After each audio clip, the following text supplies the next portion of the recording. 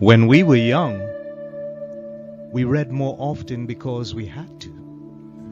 It was the only way for us to get knowledge and to be enlightened.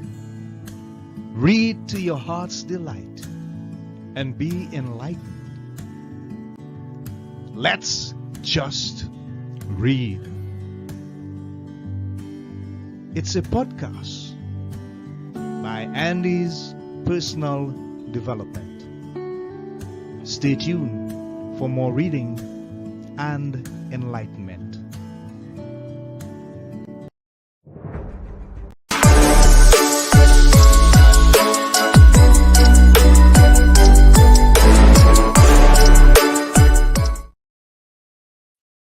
Hey, welcome, and we enjoy this opportunity, this moment to bring you into our podcast, Let's Just Read. Today, as usual, we have an amazing guest to share with you. Her name is Juliet Rose, and we have entitled this episode Social Issues Contemporary Friction with Juliet Rose. So, let's tell you a little bit about her.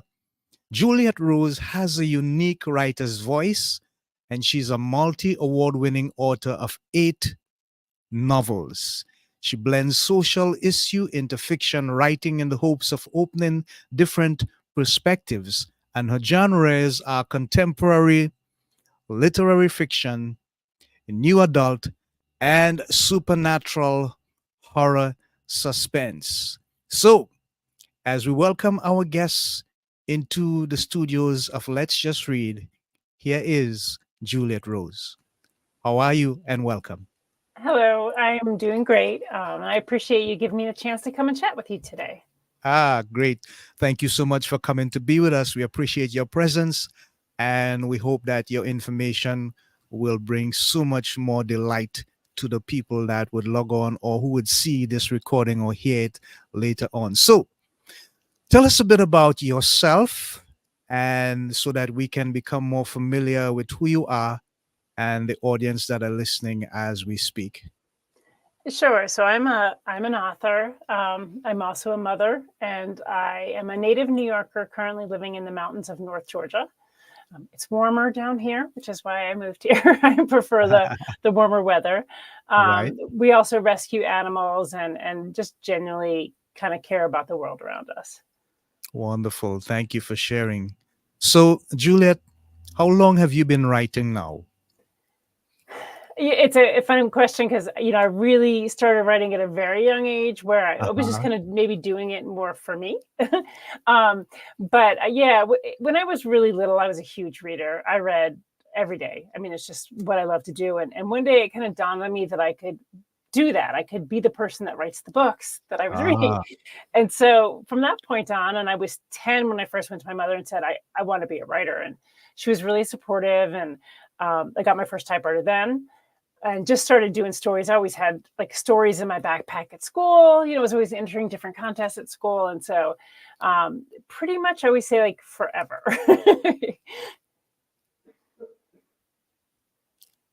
okay, wonderful. Thank you for sharing, Juliet. So, normally I would have someone who would be into a specific genre and they would stay there. But you have a combination contemporary, literary fiction, new adult, and supernatural horror suspense. How did you end up embarking on so many collective different genres together? I just write what I want to write. So whatever comes to me, then I write it. So if I have this idea and it happens to be contemporary fiction, I write that. If I have an idea and it happens to be horror, then I write that. So I don't restrict myself. I just allow whatever's kind of coming in to flow out. Great. And among all of them, which one is the one that you would consider the one that inspires you more, or the one that you think best expresses what you want to get in your message when you write to people? There's actually 2 that I always mention because they kinda both do because they're different elements of who I am. So my book, We Don't Right. Matter, gets into a lot of social issues, and I'm very outspoken on that. I really care about the world we live in and want it to be a safe place for all. So that book Right. has that element. But then in Dreams We Fly is very much a representation of me as a child. The Uh-huh. character went through a lot of the same things I went through, and so that was a way for me to express some of the trauma that I went through as a child in a fiction story. Okay, great. You have won 43 awards so far. It's 47 now. Oh, there Since you go. I am behind in my research. Thank you for bringing me up to scratch. yeah, I just What this do week, I Yes, was told tell about me. 4 of those. So this Uh-huh. week I was notified about 4 awards that I won for 4 of my books. So Mm-hmm. Okay, great, wonderful. Now, in terms of your reach, in terms of the responses, which one of your writings has given you the greatest level of satisfaction, knowing that you have actually reached an audience based on the feedback and the reviews, and people are saying more things about it than the others? yeah, that's tough because I'm cross genre, so I tend to Ah, appeal to different groups.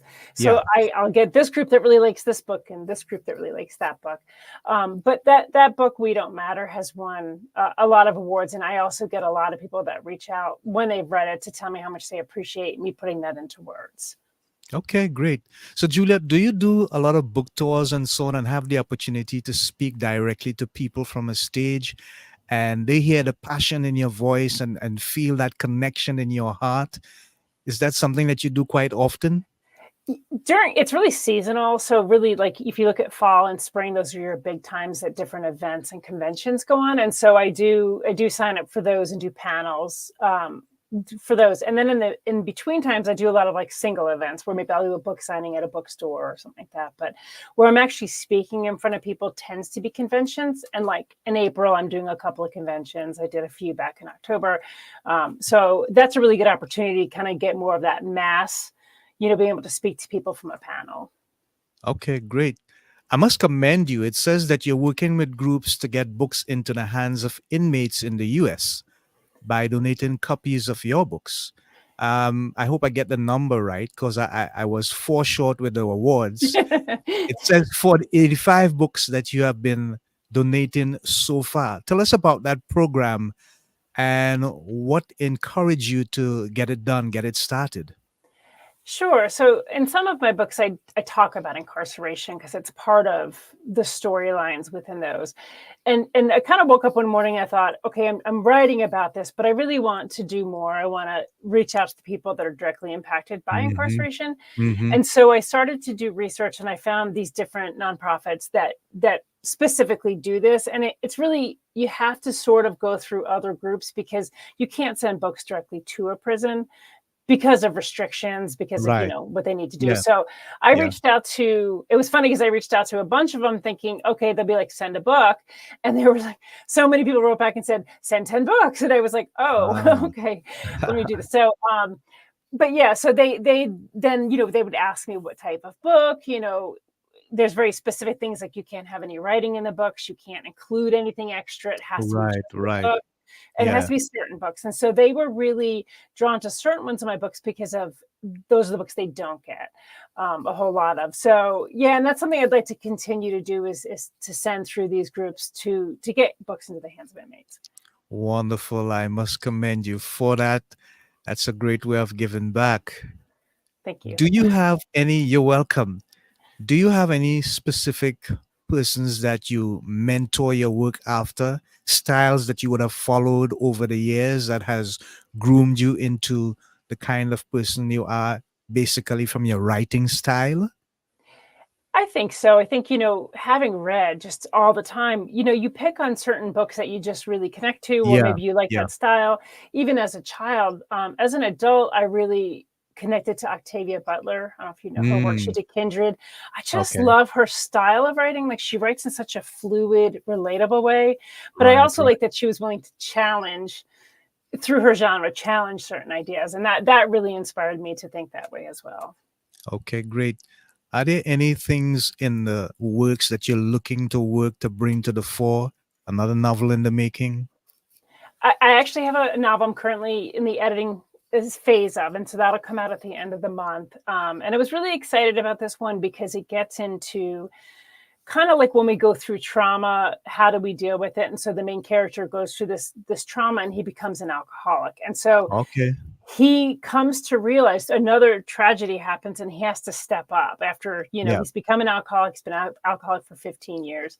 Right. He's kind of forced to step up into a role of caring for somebody else. And it makes him Hmm. really assess like his alcoholism and why he's on earth. And so that book I'm really excited about because I think I really dug into, this aspect of self, who we are as Okay. self and how we define our purpose here.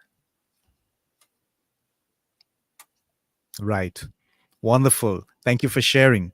So, in terms of your literary skills and the desire to sort of appease all these genres, when it comes to fiction, for example, how do you embark upon the research that you do, and what leads you to make a decision with regards to what am I going to call this particular book? What are the things that help you get to those points? It's an evolution of the book. So I'll come into it usually with an idea. Something triggers an idea, and I think I'm going to write a book about this. But then, once I get into it, a lot of times it evolves itself. And Yeah. the story basically tells me that no, we're going to go this direction, or the characters are going to go that direction. And so I do a lot of research. So if I decide, like, say, with my book, Prick of the Needle, the main character is a wildland firefighter. She was a heroin Okay. addict that went to prison. She got involved with the wildland firefighting program in prison. Then she gets out and she's a supervisor. Well, I knew nothing about any of that. Like I just really wanted to do this idea. And so I had to do a lot of research. So it was just, talking to people that had been in those positions, reading articles, doing that research. As far as what I call it, I often don't know. I might start with an idea at the beginning, but because stories evolve, I never really commit until I'm done to a Mm, particular title. Because a lot of times, like I said, I might be like, oh, it's going to be this, and this will be the title. And then as the story gets written, that title no longer is relevant. So at that point, I have to say, okay, let me just put it aside. Let me just see what comes to me. And a lot of times it's just like that brainstorming. You just lay and think about the book and think about words. And of course, you have to look up to see if there's tons of other books with the same title. So sometimes that happens that I've had to change because I had a really great title and then I put it in and there was 5 other books that had that title. So I was like, okay, not that title. So it's just a lot of kind of being open to the process. okay. And from that perspective, how is it that you do your work with those who are the editors and so on? Is it just a matter of you doing all the fine tuning, or do you have a staff of people or particular individual that you go through and then you come to a decision? This is going to be the final product. This is what's going to go out to the market. How do you do it? I'm really kind of the main go-to, like when I'm writing it and doing it. Ah, But then what I do is once I've done that first draft and I've kind of gone through it, for yeah. basic things, I'll send it out to a group of beta readers and have Yes. them read it and then give me feedback. Like, yes, I did like this. I didn't like that. I didn't understand this, so that I can then go through from the reader's point of view and fix those things. Okay. Wonderful. Thank you for sharing. Do you have anyone that you are currently mentoring in terms of your style and your commitment to the process? Sometimes we may see people or persons and we see that level of potential in them, and we say to ourselves, I could invest some of Juliet Rose or I can invest some of Andy Charles into that person so that you have a continuity of what you have been able to accomplish. Are you currently doing any sort of mentorship program at all, at least along those lines? I am. I actually just helped Yeah. another author get their book out. Their book Uh-huh. came out last month. So I sat down with them. We went over the book and I helped with editing. We're also putting out an anthology this year Mm-hmm. with 14 other authors. So same thing, being able to work with those authors. I really wanted new voices versus people that were well known. I wanted people to submit that really hadn't maybe been out there yet, Yeah. so that Yeah. we could sit down and go through their stories and talk about, what's working and what's not. Because I think ultimately that's our purpose. Like, we're not supposed to just take everything and shove it down inside of ourselves. We're supposed to give. Hmm. And so that's Yes. really what I do try to do. Okay, great. And I commend you also for that. Thank you. So tell us, tell us, Juliet, how do you think your writing impacts on or influences current social issues that we are facing in the world today? Yeah, so when I kind of came back into writing, I've always written, but there was like a gap where I was raising my children and I didn't write. So when I came back to it, part of it was that I would lay in bed and I was frustrated with certain situations in the world that you Mm, just don't have control over as a single yeah, person. So you're like, how, I can share a post on Facebook, I can tell people about it, I can ask people to care. But what I was finding is that that tends to alienate people because okay. they don't want to be preached at. And so Yeah, that's why I decided to look at my fiction writing and figure out a way to weave in social issues into my fiction writing so that instead of saying, right, care about this, they care about the character who is happening to go through that. And so right, then they tend right. to care about it. Okay, great. I like that. Thank you so much for sharing. Are you currently working with any nonprofit organizations except the one that you're working with regards to the prison and the book donating program? And when I say nonprofit, I mean like, for example, those who work with young people in schools to help develop programs, for example, like young writers who are seeking to become authors or writers in the future. Are you involved in any of those programs at all in your area? I haven't been, but I actually just recently took a job at our local library, and that's one of the programs I want to work with through the library Mm. system. Oh, okay, great, great, wonderful. Juliet, how does the influx or influence of AI work with you with regards to the production of what you do as a writer? I don't use AI. I mean, that's Wow. yeah, for me, it's I was given this voice, to use, and so I'm Yeah. gonna use this voice, and that's ultimately what I do. I do also design my own book cover, so I'll work with artists maybe on an original piece, and then Uh-huh. I'll design the book cover. But same thing, I'm designing it, I'm doing the layers, I'm doing the alterations, because ultimately, again, when I die, this is work that I want my name on that I can be proud that I did. Wow. And you'd want it to live on for quite a long time after you're gone. Yes, absolutely. Great. Are you a vegan by chance based on what I see on your profile? Yes, yes. Ah, because it says here that you want to get an RV and explore hidden gems and find the best vegan restaurants. Was that a thing of choice or was it something that you absolutely had to do, maybe because of health reasons also?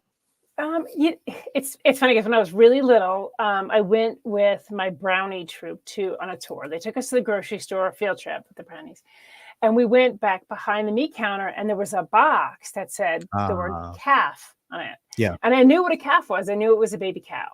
And so I Okay. went home and told my mother, I was like, I want to be vegetarian. And so that kind of started the process. She was supportive. She did pass when I was young, and I lived with different family members that weren't supportive.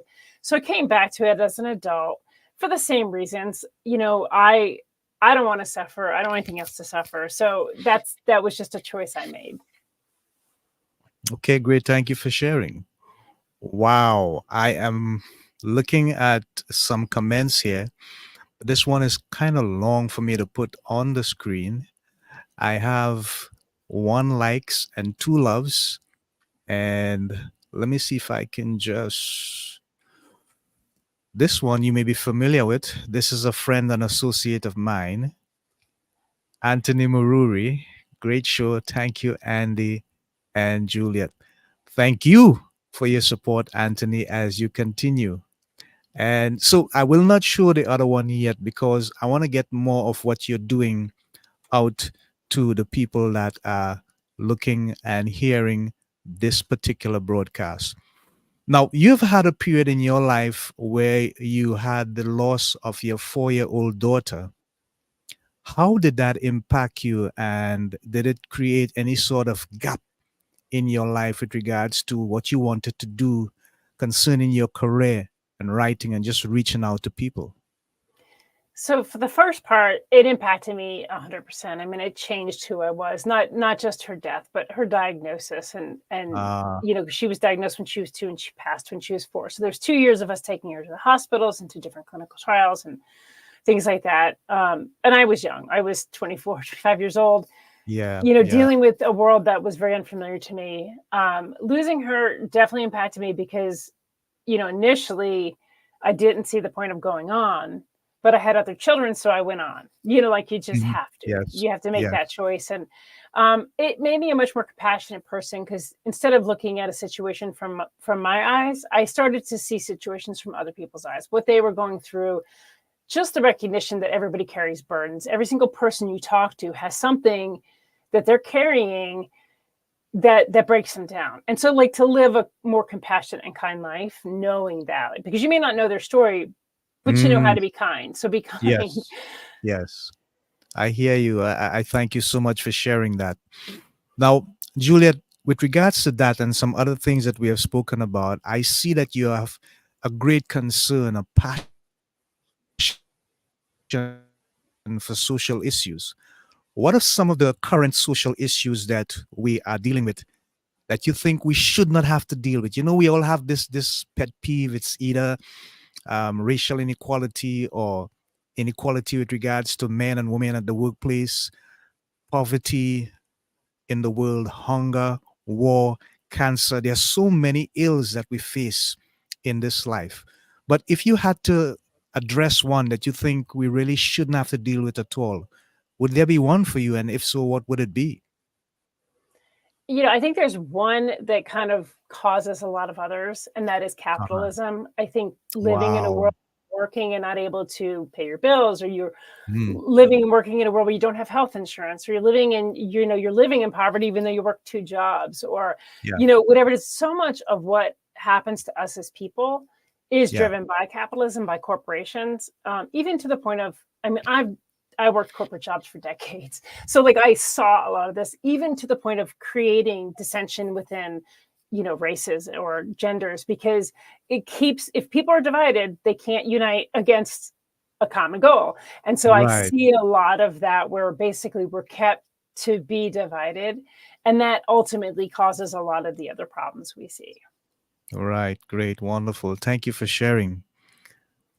In terms of the leadership of people in the world, if you had a megaphone that you could speak to all the world leaders, what would you say to them with regards to dealing with social issues?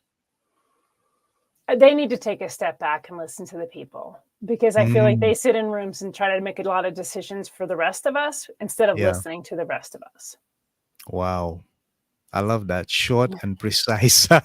You can Thank tell I'm you. very passionate about this. Yeah, yeah. You are, and I appreciate that. That's wonderful. It's bright and it's refreshing. So, with regards to life on a whole, what would you say is one of the most impactful personal lessons that you, Juliet Rose, have learned and is very dear to you? To live with empathy, again, you may not know what somebody's going through, but you don't need that to be a good person, to be kind to other people. So I think that putting aside your prejudices, putting aside, your feelings about certain situations, and just saying, this is another human being, like they deserve my consideration, my kindness. um and even if they're not kind themselves, sometimes we don't know why that is. Maybe they're Yeah, hurting, yeah, maybe they're scared, maybe they're going through something and they're on their yeah, last straw. So I think just living a life where you choose to say, it doesn't matter, I'm still going to be nice, I'm still going to be empathetic. yeah. Wonderful. Thank you for sharing. So, I just want to do a short commercial break here for about 27 seconds, and we're going to be right back. Here we go. FindRadioGuest.com, the place to click to find guests to interview for free. And if you're a radio show booker, podcaster, talk show host, or television producer, then this is the place to get podcasts and radio interviews or promote your books and products as a guest expert sponsor. FindRadioGuest.com. Check it out. Yeah, so folks, we are back with Juliet Rose, a writer of so many various genres of writing, very skilled and concerned about social issues. Juliet, if there's someone that comes to you and say, I'm a young and upcoming writer, and they're looking at the level of success that you have had, obviously, what is the best advice that you would give them so that they would have at least an opportunity to think about a way in which they can put themselves out into the world of literary success? Sure. I love this question because it is something I really do try is, I think what happens with a lot of writers when they're first starting out is they get bombarded with Ah, do this, don't do that. You have to do it this way. You have to do it that way. They get yeah. scared and they just stop writing because they're just Wow. overwhelmed. So my advice is just write it down. Use your voice, write it any way you want to write it in any format, shape. Don't worry about grammar. Just get it onto paper. Once you've gotten it onto paper, then you can start to worry about other things. Like, do you want to, follow certain rules? Do you want to follow certain formatting? But ultimately, we're lucky enough to live in a time where books aren't, gatekeeping anymore. Like people aren't saying that's wrong. You can't have that. We won't publish it. Now you have this world that you can publish. And so to say, I want to have it this way. I don't use any capitalizations. Then don't use any capitalizations. Whatever you want to do, get your story out there. Just the one advice I have is once you do that, get it into the hands of beta readers or editors, just so you have somebody else looking at it that can say, oh, this is unclear, or maybe try this. Because again, it's not taking away your voice, it's just helping define your voice better. Yeah, wonderful. Good and sound advice. So, would you say that self-publishing is sometimes much more effective than working with someone who has already been established?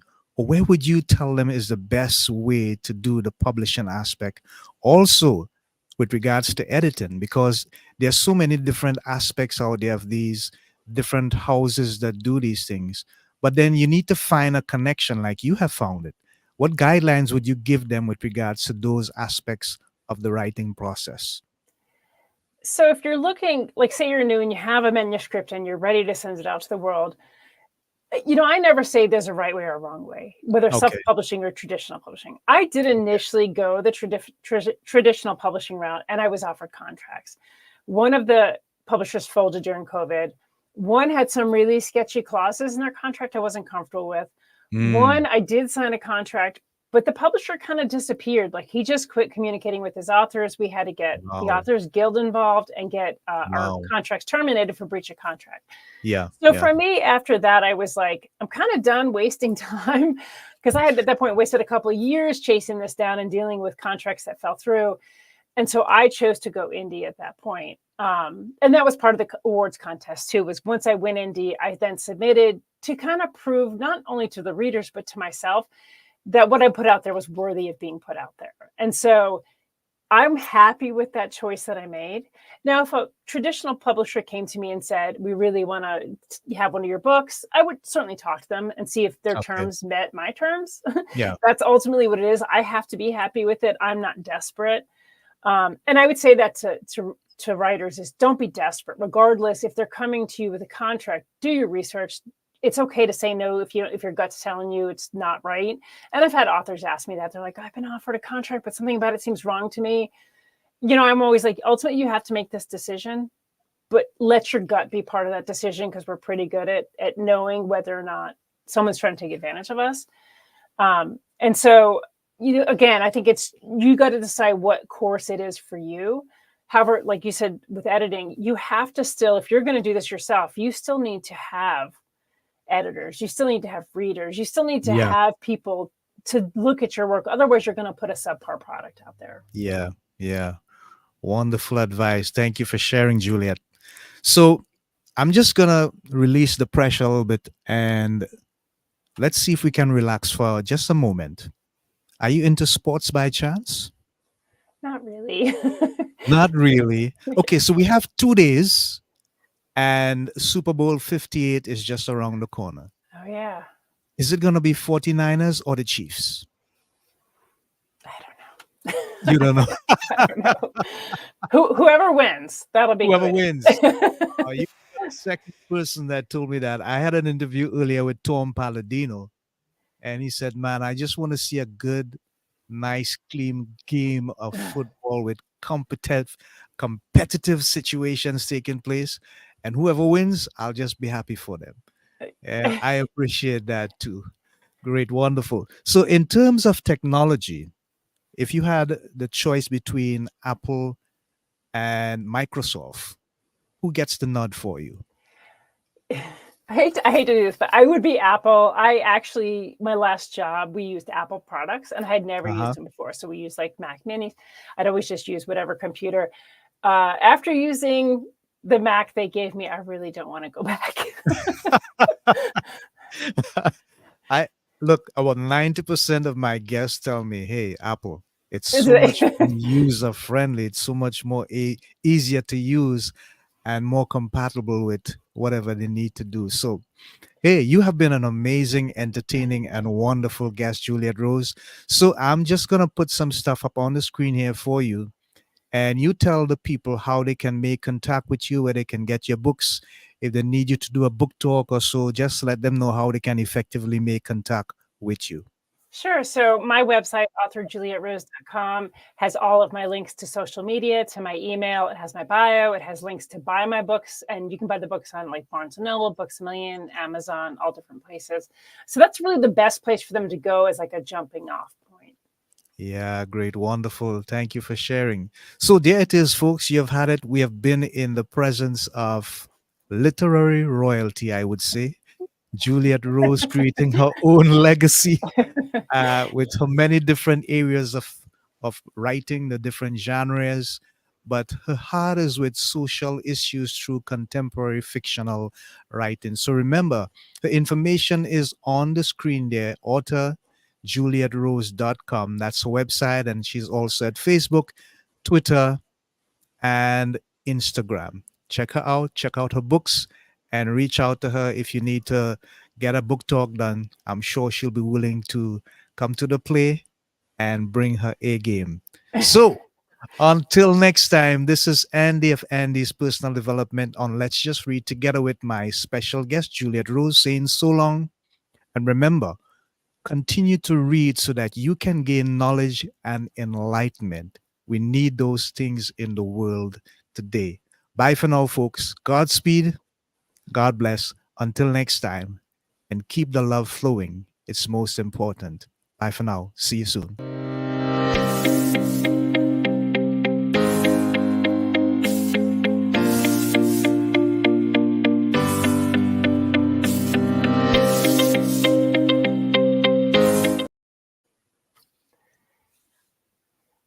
Thank you so much. That was a lovely chat.